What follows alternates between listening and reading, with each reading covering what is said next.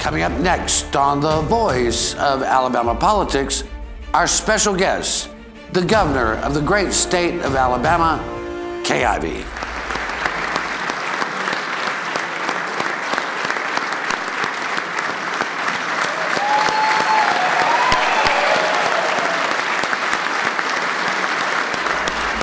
Yes, she is that popular. All this and much, much more coming up next on The V.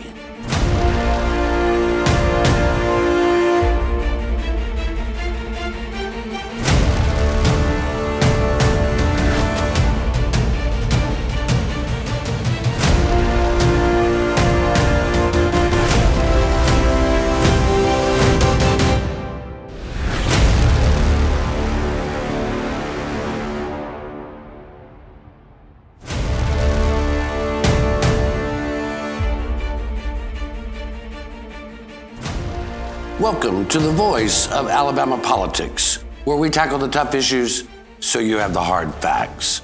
I'm your host, Bill Britt, and today we're joined by a very special guest, the governor of the state of Alabama, Kay Ivey. Welcome, Governor. Thank you so much, Bill. Glad to be with you and your viewers. We are so happy to have you. It is a busy time in our state, but before we get to the big issues of the day, over the last couple of weeks, you've been dealing with a hurt shoulder after an incident with the first dog, Missy. How are you doing? How's your shoulder? Her shoulder's fine. The procedure went well, and Missy's doing well. As she can do fine. It wasn't her fault at all, and all is well. So I've been traveling and hadn't missed a beat. That's great. And just appreciate all the prayers and support and words of encouragement from the people of Alabama. It's been very special. Well, that's wonderful. And she is a cute rescue, right? Mm-hmm. Yeah. One of the things that you talked about in your state of the state was about prisons and also criminal justice reform. And could you help our viewers understand the importance of what we're facing with prisons and how justice reform is a part of that? The prison problem is a serious issue facing the great state. We're under several court orders. And be assured that this is an Alabama problem that's gone on for years and years and more years, and it deserves and will have an Alabama solution. This is a multifaceted problem. It's got to have a multifaceted solution. And we appointed a criminal justice study group to dig into the issues of criminal justice. They have issued their report, and I think they've offered about 6 pieces of legislation, which include establishing a position at DOC for Deputy Commissioner of Rehabilitation, Right. Requiring a DOC to issue a report, especially on inmate violence, to the legislature periodically, and also to provide those who are on parole or get out with a government-issued non-driver government identification card. Also, they are making it a recommendation to have parole officers available after hours and on weekends so the people involved can hold down a job and also meet with their parole officers. So we're making progress on the criminal justice side. You know, it has nothing in the state is without controversy because it's politics. But you have tackled this issue on prisons, on criminal justice reform, not because it's easy, but because it's the right thing to do. You have a prison plan. How is that coming along? Met with Commissioner Dunn yesterday, and he is leading the effort to help us build 3 new men's prisons, mega prisons. It's more economical, financially responsible to build new prisons than to continue to put Band-Aids and duct tape on existing facilities which are old and decrepit. Yeah. So we're making progress on that, and the goal is to transition from warehousing inmates to rehabilitating people. So the plan is moving ahead. The RFPs will be due April 30th. We'll review those, and by sometime in July, we'll be ready to announce progress after that. So we're making progress, and we met with legislative leadership yesterday to share this progress with them. You toured several of the prisons, and you know firsthand now what you know firsthand what we're dealing with. But having toured them, it really gives you a different perspective, doesn't it? It brings it home, sure enough. And I was there at Holman, and they showed me pictures of the underground tunnel that houses all of their electrical and utility elements, and it is just absolutely corroded, rotten pipes that have that transmit gas, have holes in it. It's just a place to explode. So we've just about closed Holman. There are a few prisons left there, but they're not connected to that tunnel situation. Right. But it's just awful. And you know, I toured 3 of the prisons, including Tutwiler. There have been major improvements made at Tutwiler, but we have to meet the court orders that we're under to try to address this prison problem finally. We need to get out. We need to meet the court orders, do what they say, and probably a little more, and then so we can move on and tend to business. But we've got to respond to the court orders first. One of the things you mentioned, and I wanted to go back to this if that's okay, is that you said we have to change the way we look at prisons. And Republican governors, Republican legislatures all over the country are reassessing how we look at prisons. In other words, for years, we warehoused people. We knew how to be tough on crime. And what you're saying is now we have to be smart on crime and we have to look towards rehabilitation because these people are going to get out someday. That's correct. And we need to rehabilitate them and give them a very good training and a trade or a skill so when they do get out, they can have a way to earn a living for themselves and their families. So it's really important that we transition to rehabilitation of people. Governor Ivey, this has been a problem for probably some 40-odd years or longer. You're tackling it, aren't you? Yes. Well, we appreciate that. Will you stay with us for a few more minutes? Sure. All right, we're going to take a quick break. You're watching The V, the voice of Alabama politics. Our very special guest is Governor Kay Ivey. We'll be right back with more of her thoughts.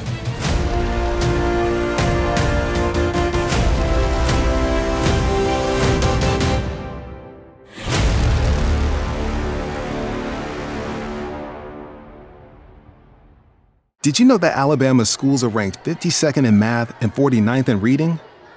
Are you okay with that? Because we're not. Let's get politicians off the state school board. Vote yes on Amendment 1 to change that.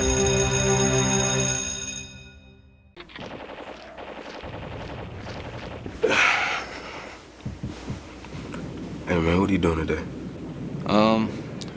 Play the game. Thought I'd go out for a drive later maybe. Text some friends while I'm doing it. Scroll through social media. Kill a family 4 and a head-on collision. Cool, man. Drive safe, Alabama. A message from your Alabama Department of Transportation. I'm Charles Barkley. As an impact player on the court in college and the NBA, it was very important for me to make a difference in the game. I feel the same way about decisions made in my home state of Alabama and in our nation. That's why I'm registered to vote. I want to encourage you to be registered to vote and make sure you bring your voter ID to the polls. Let's make a difference.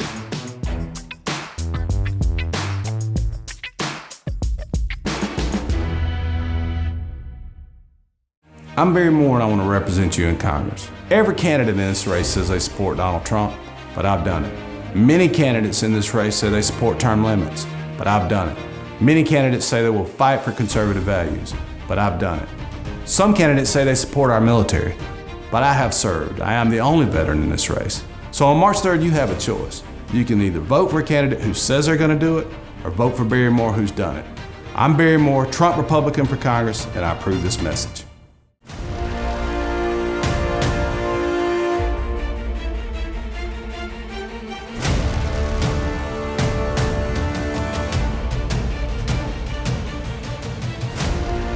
Welcome back to The V, the voice of Alabama politics. Our very special guest today is Governor of the great state of Alabama, Kay Ivey. Governor, it's so good to have you here and to hear your thoughts on these important issues. Thank you, Bill. One of the things that we're looking at as a society on the whole is the mental health of our citizens. This plays into so many parts of the workplace and our families and all that. But it also has a place in criminal justice reform and in prisons. I know your administration is doing a number of things to address these mental health issues. Can you give our viewers just a quick overview of what you're kind of doing and what you're thinking? Well, as it relates to the prison issue, mental health professionals are essential to have as part of the staffing in our prisons, even now, to deal with the inmates who have mental health illness. And that's very costly, but the legislature has stepped up to the plate in providing funds to hire additional correctional officers as well as mental health individuals. And on the more private side, we've got a lot of mental health issues in our young people and our teenagers and much less adults. And so Commissioner Lynn Bashir has told us about the need for 3 crisis centers around the state so that first responders can have a place to take and stabilize people who are having a mental illness flare up instead of having to take them to the hospital or to a jail. Right. So that's important that we provide these 3 crisis centers around the state to address the mental health issues of our people. Well, it's certainly apparent that they're there, and it's apparent that now the legislature, with your guidance, is actually taking the bull by the horns.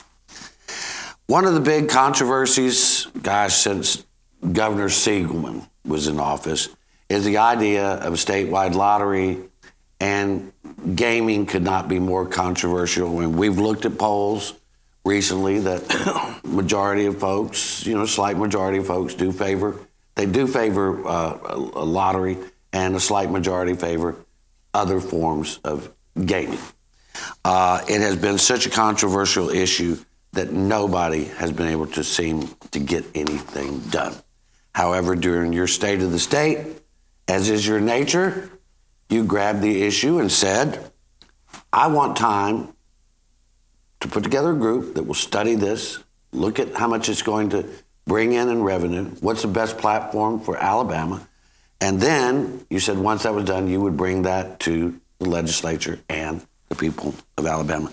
Since you made that announcement, you signed an executive order creating the study group on gaming policy.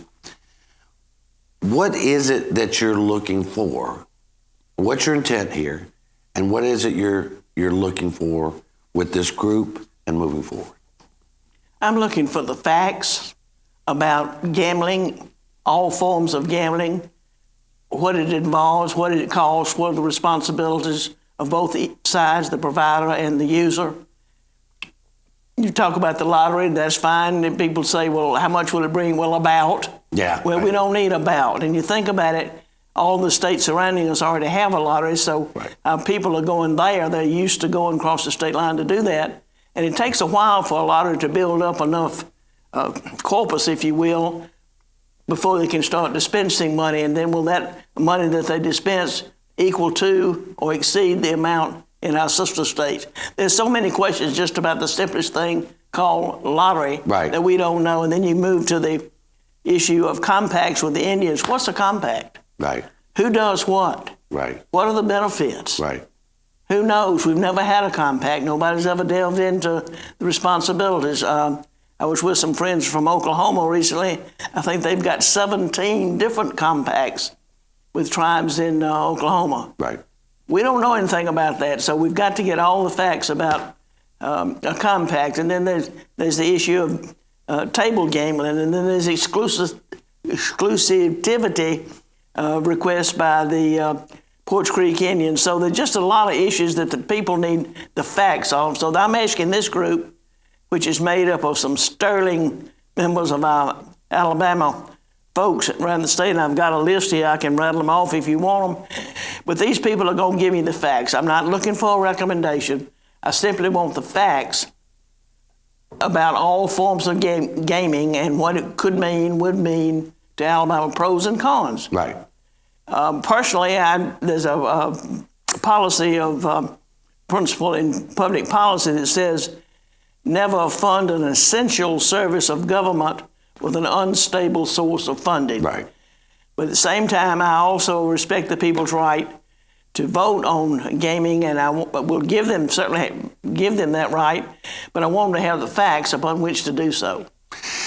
I mean, there's been some movement in the House and some conversations in the Senate to move legislation forward. And we keep asking the question, did y'all not hear the governor? And did they hear you? Because I'm not sure. Did they hear you? It seems to nothing's moving, so evidently. Well, it's because the sponsor of the bill had Mr. Klaus his mother died, and he's been tied up with that funeral and process this week. So, and I've called Steve and told him what I was going to do, and certainly invited him to join in my efforts. And I said, if you're right, my efforts are going to benefit your cause as well. So we'll see. And I just want the people, when they do vote, to have all the facts upon which to make a rational decision. Voting on something that you guess is going to bring in X amount is not very sound. So I just want the people to have the facts and then vote as you will. You just keep taking on the tough issues, don't you? Well, we're glad you do. We're very glad you do. This is a tricky one, but we're hoping you can get it done. I believe you can. Thank you. All right. You're watching The V, the voice of Alabama politics. We'll be right back after this quick break with Governor Kay Ivey.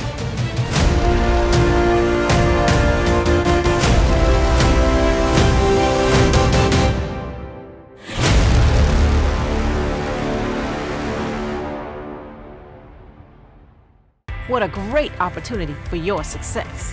Adding 500,000 highly skilled employees to our workforce by 2025 is how we stay ahead in Alabama. Our economy is stronger than it's been in years, and a skilled workforce is more important than ever. Things move fast, so choose your path. Your success is waiting, plus a great future for Alabama. Success Plus. Go for it. What are you doing today, babe? I thought I'd head down to the lake with the guys, do a little fishing. Of course, none of us will be wearing our seatbelts. I'll lose control of the truck, wrap it around a tree, and kill us all. Okay.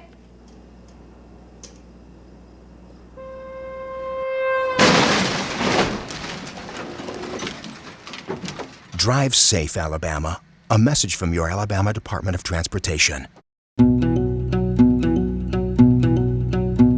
The Energy Institute of Alabama promotes reliable, affordable, and clean energy to help grow our economy, create high-paying jobs, and build public support for Alabama's energy industry. The Energy Institute of Alabama is the best source of energy industry information and how it affects households across the state, from convenient energy production to alternative fuels to solar power and beyond. Did you know that Alabama's schools are ranked 52nd in math and 49th in reading? Are you okay with that? Because we're not. Let's get politicians off the state school board. Vote yes on Amendment 1 to change that.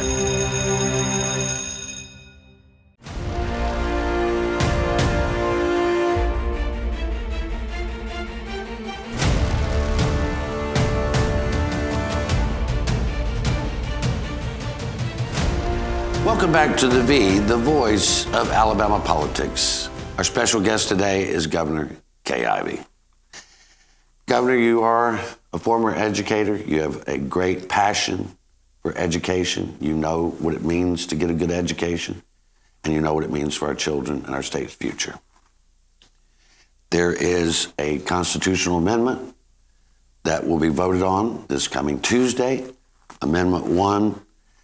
I know you're very passionate about it, and there are a lot of folks out there that know about it, but a lot of people don't. So if you could give us your take on Amendment 1, what it means and why it's important and why you're passionate about it. We all want our students to have the best education they can and to succeed in education to prepare for their career or to prepare for college. Right. And we look at our scores in education, and almost on every ranking that you look at, for years we have been very, very low. And very recently, we hit rock bottom. 52nd in math and 49th in reading. Are you okay with that? No, I'm not okay with that, Governor. I'm not okay with that either. No. And so the legislature has given the people of Alabama the opportunity to vote Tuesday, March 3 on Amendment Number 1, which will make a major change in the way the State Board of Education operates. Right. Number 1, it will remove elected politicians from the state board. Right. Number 2, it will establish term limits for the 9 members. And each term will be two 6-year terms will be the maximum. And then, especially in the rural areas, we have the population of the public school systems throughout the state will guide the members that are appointed by the governor to serve on this new state board. They will mirror the diversity of the public school population. Gotcha. So most likely our African American friends will have an added member on the board. The legislation, the Amendment Number 1 also says that the new board will set standards that do away with Common Core. It will develop programs that certify teachers, do professional development for teachers, student assessment, and accountability. This new board will also provide stability in the State Department, and we've had 5 superintendents in 5 years, and goodness knows we need stability. So Right. I just urge all Alabamians to vote yes on Amendment Number 1. Look at our scores. Rock bottom. Doing nothing does nothing. So I just urge you to join us and let's go forward and vote yes on Amendment Number 1 on Tuesday. Well, Governor, we appreciate your leadership, and I think people respect you as they have not done governors in the past. As we said at the top of the show, your approval rating is through the roof. Here every week, we start off our show by saying we tackle the tough issues and we give you the hard facts. That is something you do every day. As governor, what has been the thing that's motivated you the most? Probably the most exciting thing to me is after I became governor in 2017, I learned pretty quickly about the major challenges that were facing the state. And I figured out that we needed to be able to have a mechanism to bring together the leadership of the House and Senate, both parties, House and Senate, minority, majority, and together let's figure out what solutions we needed to pursue. That has worked very hard. We got bipartisan support with large vote in the House and the Senate on investment on our infrastructure, the road, the gasoline tax. And that same group decided that we needed to tackle education reform and improve education. They came up with Amendment Number 1. So I think that's been the greatest thing that I've done, and the satisfaction is in engaging the entire membership of the House and Senate, giving them an opportunity to be on the winning side because they have input to the issue. That is rare, and we appreciate that. Governor, we thank you for your service, and especially thank you for being on with us today. Thank you so much. You're always welcome. Thank you. You're watching The V, the voice of Alabama politics. Our special guest has been Governor Kay Ivey. We'll be right back with a wrap-up.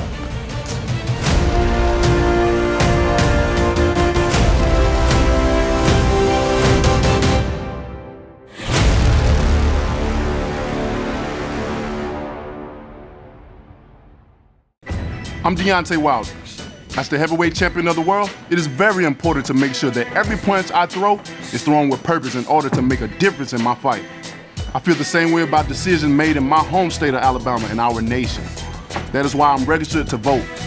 I encourage you to register to vote and remember on Election Day to bring a valid photo ID to the polls. Let's make a difference.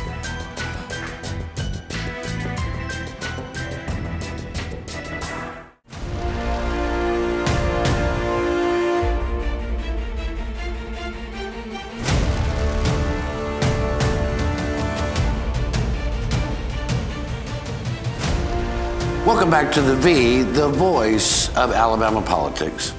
Susan, we got a straight shooting governor, don't we? We absolutely do. She knows exactly what she wants. She knows exactly how to get it done. She's got a plan for everything, and she's ready to go to work. You know, it's crazy. I spend most of my life being critical of politicians, and I've certainly been critical, and you have as well, of the Ivey administration. But she's leading. We haven't had any leaders for years. And she's actually leading for a change. Somebody is. She's not only leading the people, she's leading the legislature. Yeah. She's willing to listen to what they have to say, but ultimately it's going to be her plan. Yep. And they're going to get on board, or they're just going to be left at the station. Yeah, and she has really built a coalition of lawmakers, other public servants that are happy to have a leader, and they're willing to meet with her, talk with her, work out good policy with her, and it is making a difference. It is, and I am just so thrilled that I was talking with her staff as they were leaving. People that are not in her orbit all the time don't get the chance to see that Kay Ivey. Right. I'm just so thrilled for our viewers that they actually got to see the Kay Ivey in her real self. And she was right on. The prison problems have languished here for years. The gaming issue has languished for years. Education suffered for years. She's either got a plan or formulating a plan. And the people of Alabama should be thankful they have a governor that's as in charge as she is. Well, and it's something she pointed out. She's not willing to just run into things like a compact or gaming, whatever. She wants all the facts. She wants the people of Alabama to have all the facts and make an informed decision on these things. Not just run at them like most legislators or governors have tried to do and get their banner out in front of it. She's really got a plan to get something done. Well, she wants to do what's right for the state. I can let our viewers know that she is looking strong. She is in charge. She absolutely is. And we're all the better for it. We are. We are. Well, we appreciate her coming on the show. Well, it was an honor to have her. Absolutely. You've been watching the V, the voice of Alabama politics. You watch us because we watch them.